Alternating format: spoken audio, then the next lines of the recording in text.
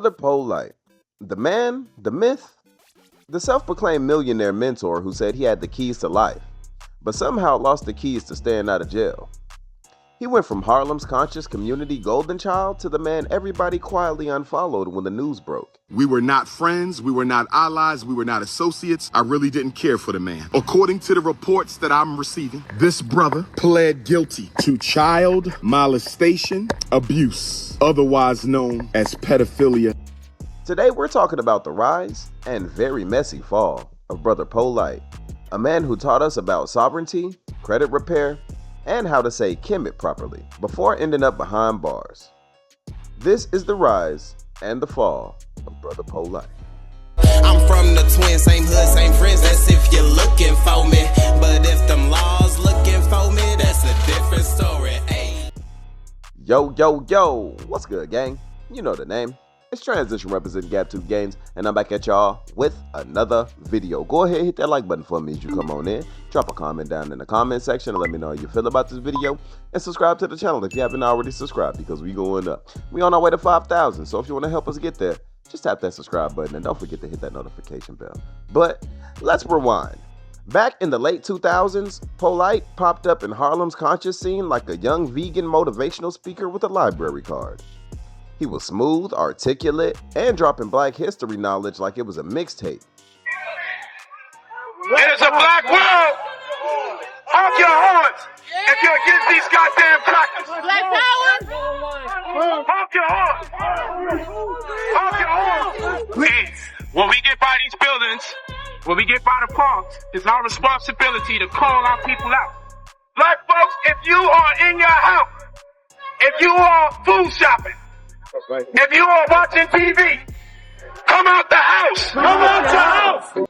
Talking about sovereignty, nation building, credit, spirituality, you know, the works. You, because the best thing that ever happened to you, nigga, is that you was enslaved, so you got the books, right? Just think about what you're telling people, man. If those books are so glorious, you're saying that slavery is the... If the Bible, Quran, and Torah is so great, you're saying that the best thing that's ever happened to us was slavery, because that's when you got introduced to your God. Just think about it. So I be laughing, man, because I'm hurting inside, but I just try not to take shit too much to the head, man. I really feel like this. I really be broken in pieces that our people are still dealing with this. It is disheartening. It is sad. It is even disgusting sometimes, and it is also annoying, because I know we're not talking about anything within the confines of a religious context.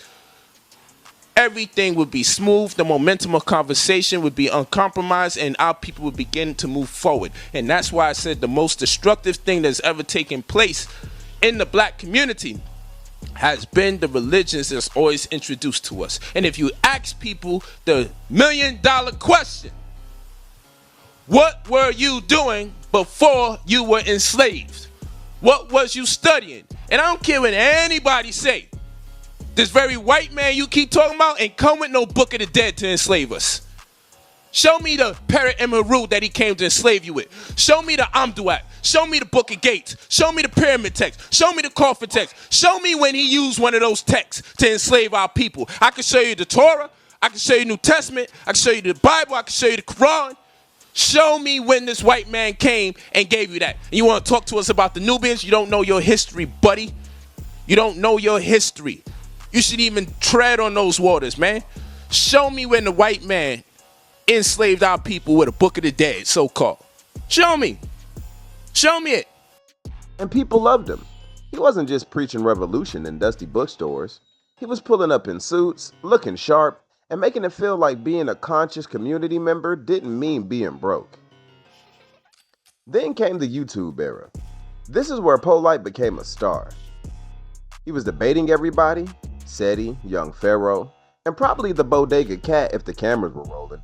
But someone could go to Iraq and come back with post-traumatic stress disorder, right? From seeing his man get killed. But we can suffer from police brutality, but no one think black people are sick. From seeing their own brother being murdered in front of his wife-to-be. You don't think that traumatized a bunch of us black men in America and traumatized a bunch of black women in America, and seeing it over and over play out with no edits? But if I say something against homosexuals, my post may be blocked.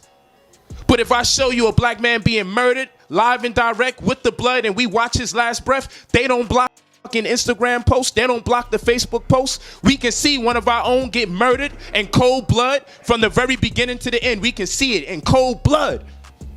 No edit.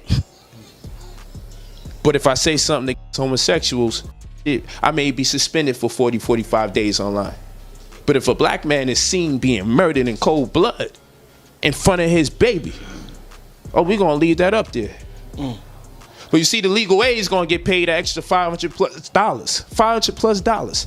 If you say that you're guilty, but he'll get nothing if he proves you innocent. Straight black pride. And this doctor's going to get $10,000 or more if you perform a C-section.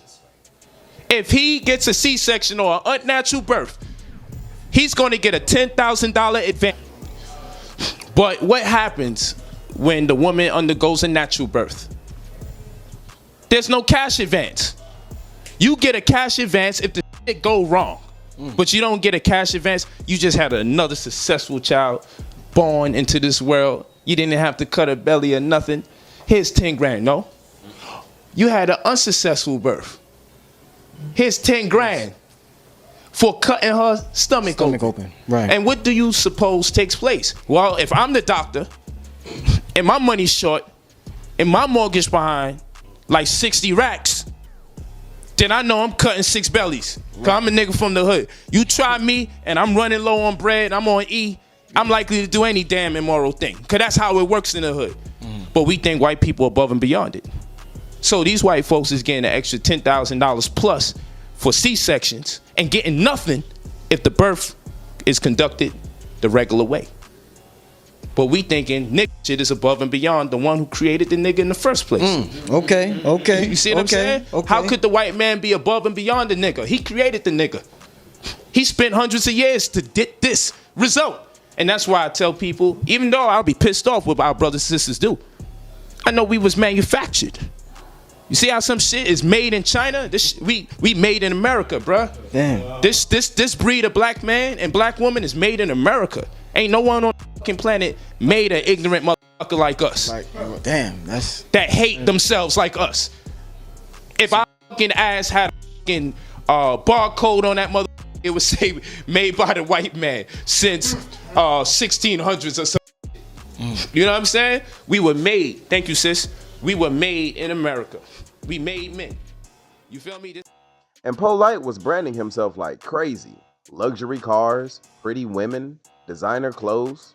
Basically, if Dr. Umar had a partnership with Louis Vuitton. Driving. Because they say, yo, the brother do lectures and do debates. He reads and he studies, and that's how he gets fucking money. He on the stock market, and then he allocates some of the stock funds into tax deeds. You know what I'm saying? If that's the case, then a lot of people say, you know what? Okay, I don't have to get rich or die trying that. Gotta pull up like this in the McLarens.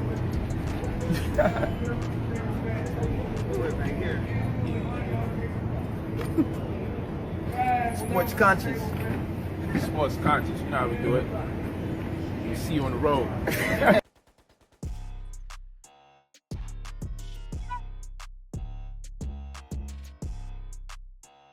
People talk to me about life, right?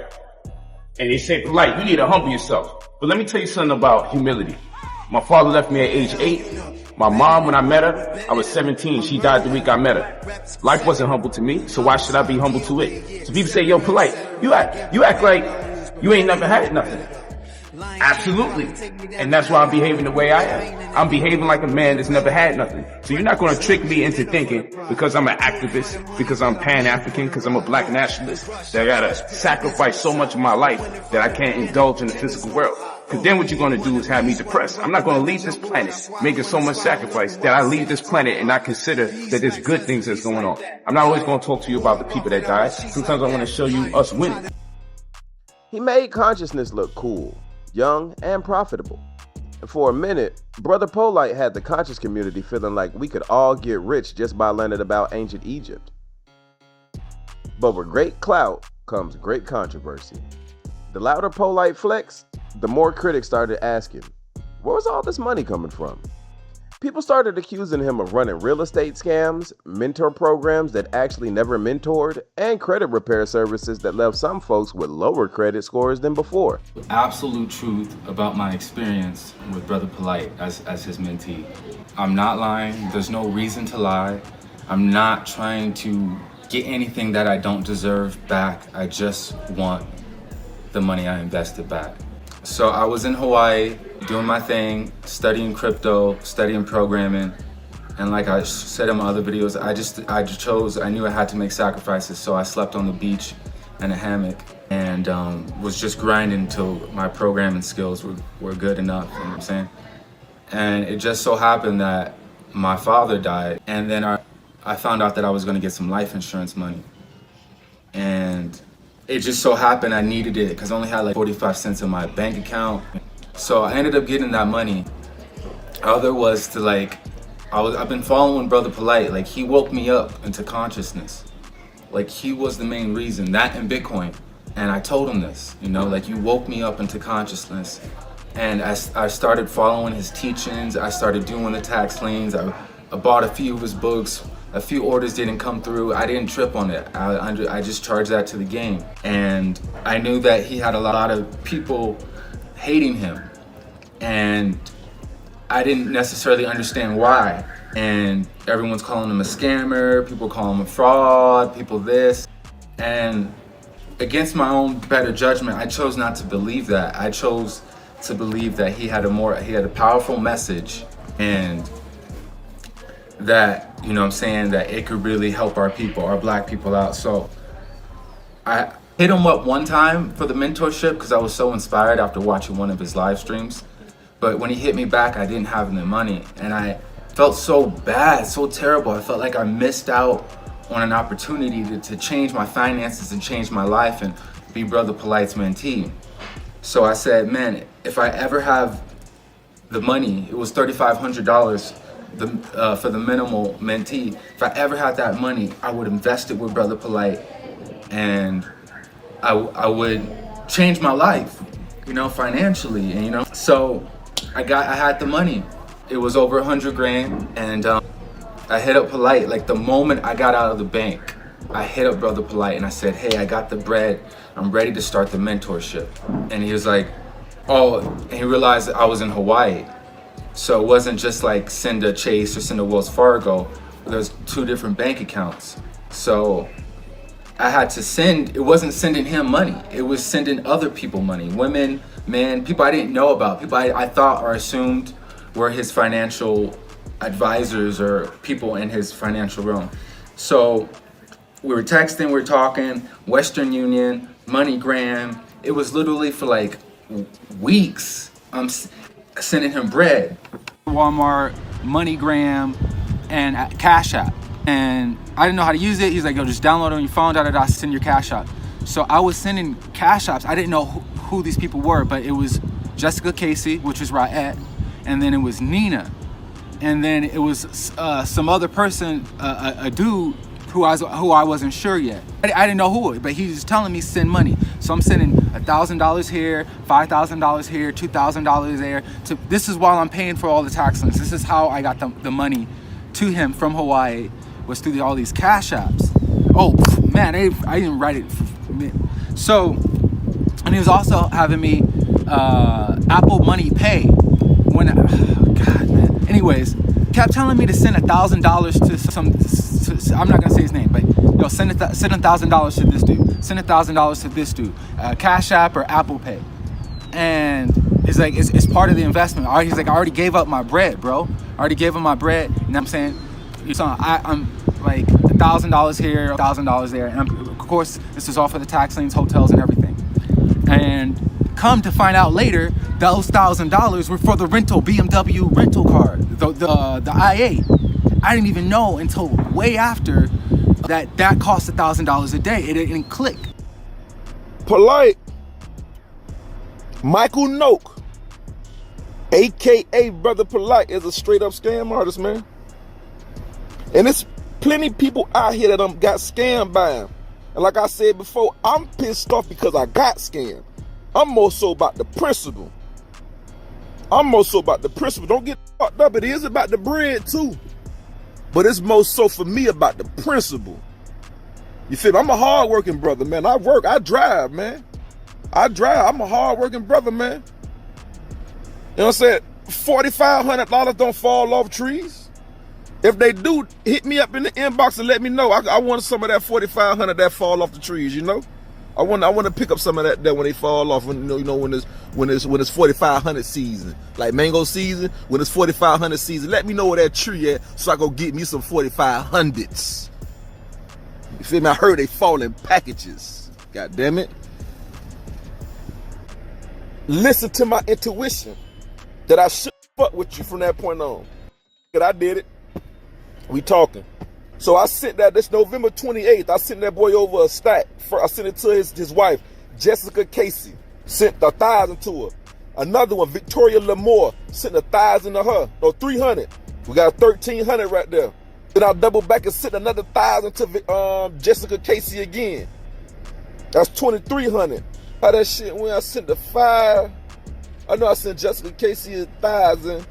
That Victoria Lamore shit 300. So that 13th, I went back, so that's 2,300.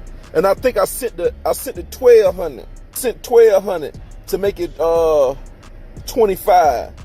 Cause that's all I could send a day with the Zelle account. And then there were the wives, plural. Brother Polight had more wives than the HBO polygamy drama. Some people said it was an African tradition. Others said it looked like the most polite cult you've ever seen. I'm polygynous in a de facto sense, which means I have multiple female counterparts. And in order for you to have a successful polygynous relationship, because I'm not encouraging people to do it, you must first be able to have a successful monogamous relationship. And when we talk about Illuminati, and when we talk about the bankers, when we talk about all these evil people, we have all these euphemisms that we use for them. But if we bring it down to the core, what are we talking about? We're talking about family. These are families. All these organizations are predicated upon bloodline. So families rule the world. So if you want black people to rule the world, we got to restore the family structure. Because everyone you talk about, whether they're the Rothschilds or the Rockefellers, you're talking about families. So in our community, one of our slogans is love is law and family is business. You have to treat your family like a company. And when people want to have relationships with your children, you have to educate your children, like I do, to consider the fact that you must wonder, why does this person want to take on your family name? We don't want no one to desecrate our family name. We marry for power purposes. And only for power purposes.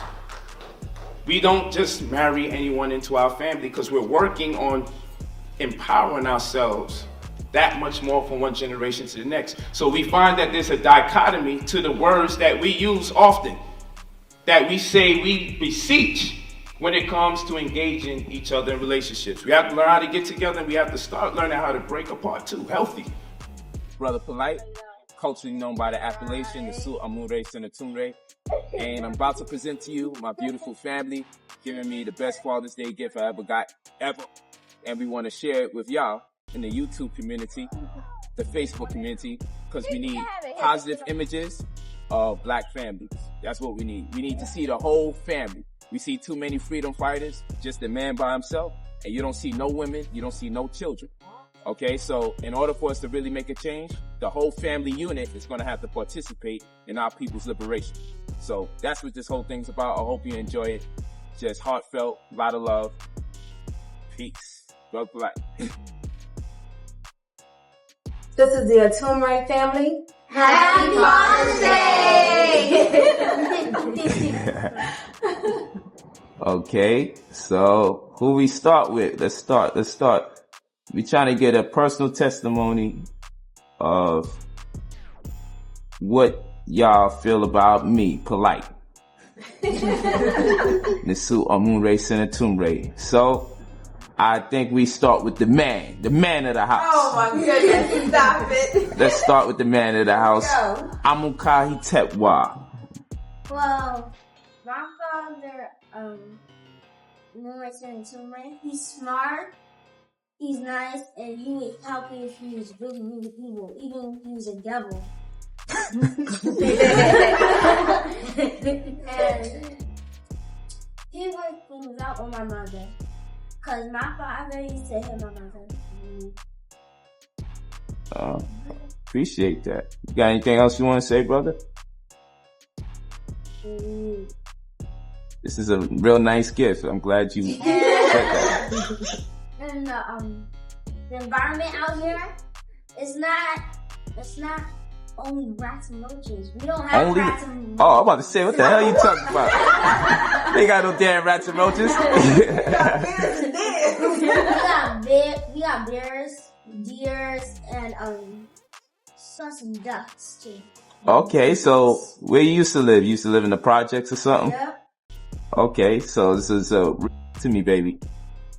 Well, I couldn't have done any of those things without you. You inspired me to be better. Because when I went to school before I was homeschooled, yes, none of my teachers really inspired me to be better. They just told me I was smart, stay where I'm at, be straight. You inspired me to take my intelligence to another level and be able to do all those things. Things I never thought I'd be able to do. I always thought that, okay, I have to be grown up before I can be smart. Spend a couple of minutes, play around, act a fool. And I found out, like, I don't have to wait all those years before I can actually be somebody. That's right. You inspired me to do that. And you like one of us, no. You are the smartest person I've ever met. And then, boom. 2021 hit like a plot twist nobody asked for. Polight was arrested in Miami on charges involving a 14-year-old girl. The conscious community dropped their incense sticks in shock. Allegedly, he took advantage of this 14-year-old girl who was the child of the queen he was dating. Allegedly, I don't follow him. But you know what's sad? If this brother is in fact guilty of the charges that were laid upon him, and it appears that he is, especially if there's 6 semen stains. Somebody said 6 semen stains were found on that 14. Michael Nowak. This is the first time I have spoken publicly about what you've done to my daughter and I have gracefully remained silent the last 2.5 years. 2.5 years of pain, shock, disbelief, PTSD, constant nightmares, and daily triggers. Trying to help my daughter heal when I'm not even healed myself. What you have done to my daughter, myself, and my entire family is inexcusable. You hurt us all. You made me believe that you were such a great man and you could do no wrong. You made me fully trust you, and for that, my daughter trusted you too. But the truth is, you're a monster. Polight swore that it was all lies and that the case would get thrown out. But when the police report leaked, the internet started treating it like it was a true crime podcast episode. Memes were flying, commentators were feasting, and subtly saying you were a Polight supporter was like saying you still had a MySpace page. The mother and the daughter and the prosecution dropped every single sexual charge. I'm saying it again. The mother, the daughter, my accusers, in addition to the state, the prosecution, all agreed they need to drop all of the sexual charges. So yeah, it's a victory, but it's bittersweet. It's a victory because I was facing life. No parole, no probation. Now you may say, how could this be possible if a minor was so-called molested and it was DNA evidence? And people say DNA don't lie. And I always said, people do. Well, let's do this. The serologist, the expert that so-called found 6 semen stains amongst a headscarf and a t-shirt. Never mind the fact Never mind the fact the whole rape kit said negative, negative, negative. They checked this girl for 5 different types of DNA, finger DNA, all types of different DNA. Checked her vagina, checked her mouth, checked her saliva, checked her excrement, checked her feces, checked her urine. Everything came up negative. You would think because of all the violent acts I was accused of, how I came inside of her, how I came on her face, how I bust her mouth open from penetrating her so physically,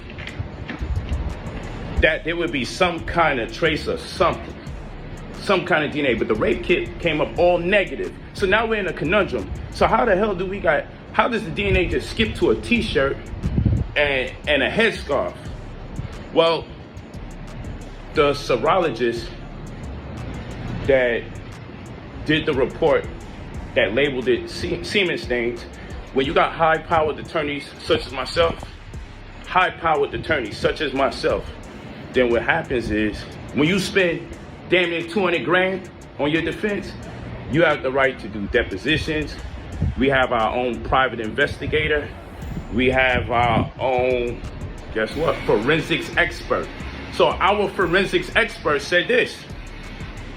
Our forensics expert said, we want to take a look and see what's going on over there. So when our forensics expert took a look and examined these so-called clothes with semen stains, we had some questions about how did you definitively conclude that that was semen in the first damn place. So guess what happens after that?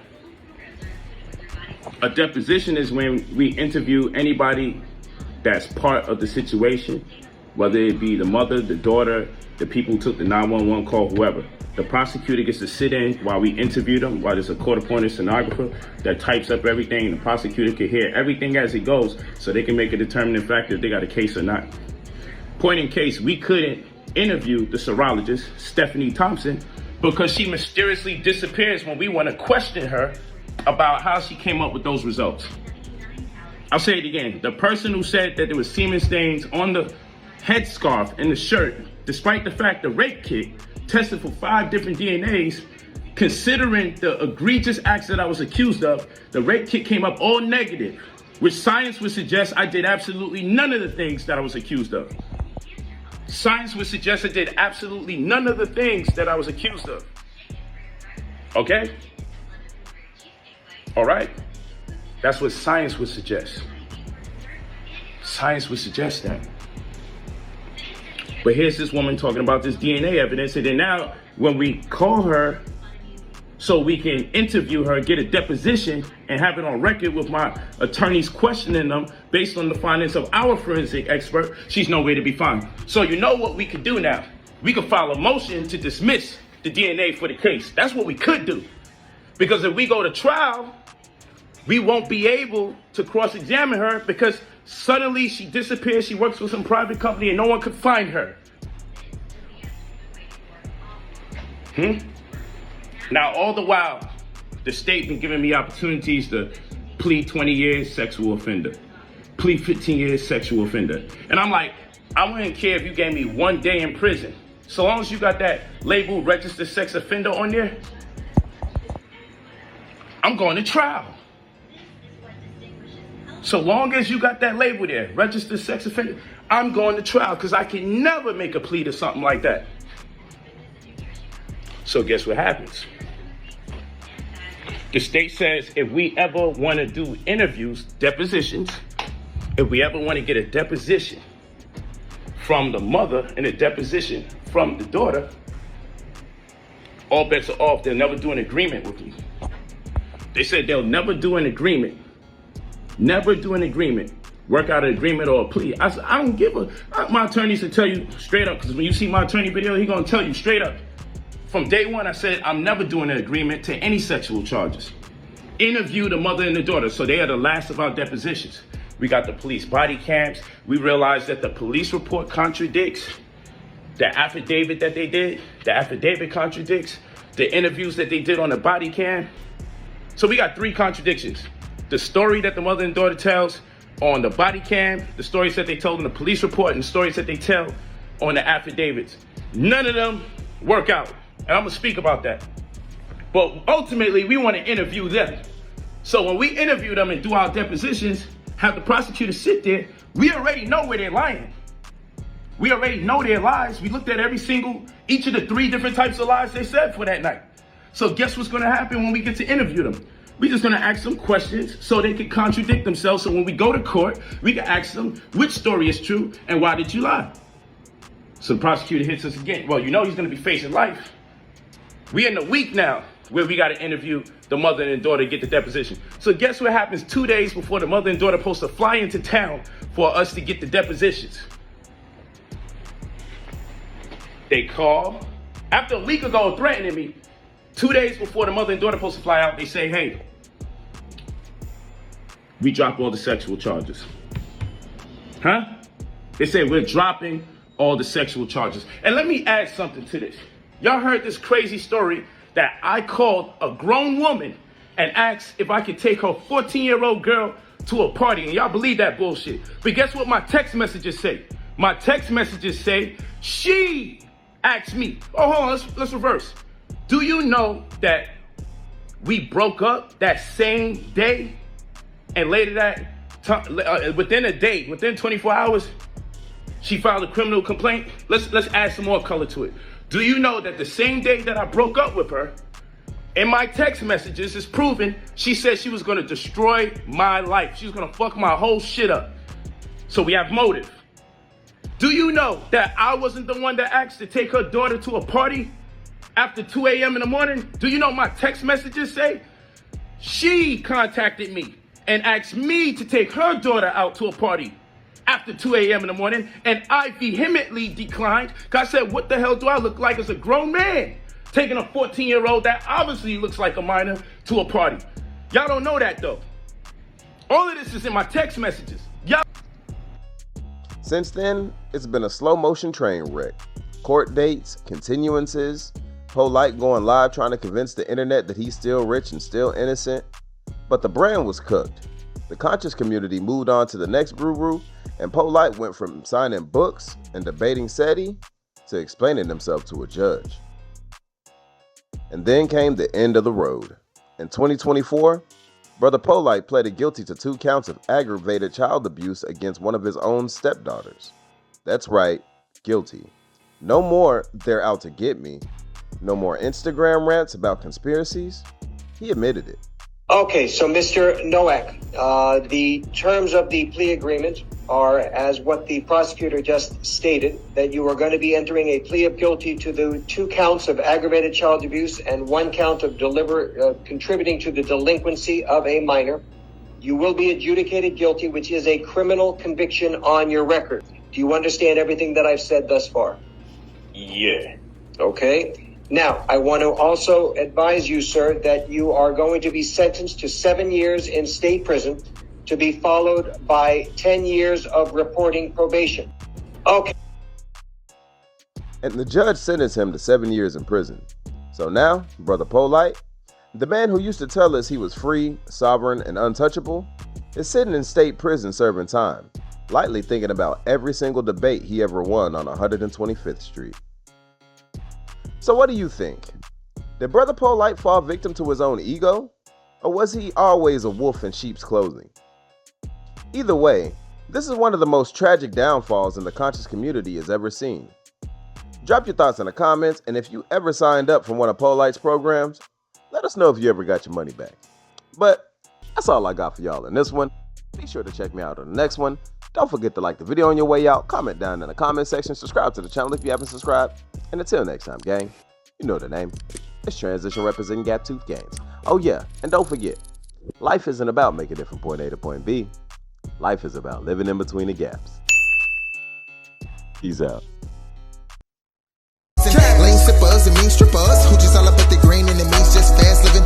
And I'm not one to judge, cause I've been off that mud double cup with no fucks when I pass limits. And who don't like to smoke and get gone off a cone, but it would not get blown unless gas in it. Hold up, we bout to roll up. I got some smoke, keep you up like it's Folgers. Rookies try to hit the cookie, fuck around and throw up. So we drop the hottest verse and it blow up. But we got some recognition from a nigga, so what? We be walking down the street, get beeps like they know us. Now bitches in the sheets, but the freak on the meat skis, keep grab the feet. Hell yeah, make them toast. You know what? I go nuts, but yet I'm steady focused. Probably from the bomb ass flower, no lotus. I can't even think I'm ease with ease, put the boat up. That's no lie, baby girl, no joking. Shorty said she can't swim, I'm behind the back stroking. Do it for the love of buzz, stuff a blunt, make it swell and make your fucking chest open.